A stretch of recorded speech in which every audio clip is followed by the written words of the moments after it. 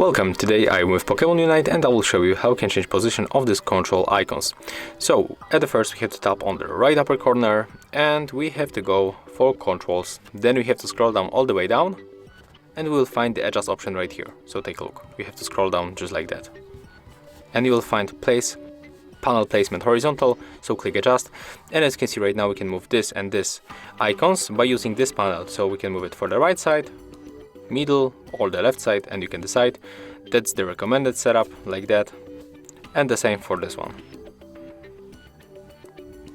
So you can set it up like you want to your own preferences. I'm going to leave on the recommended, and after that we can click X, and as you can see, that's how easy we can change it. If you find this video helpful, remember to leave a like, comment and subscribe.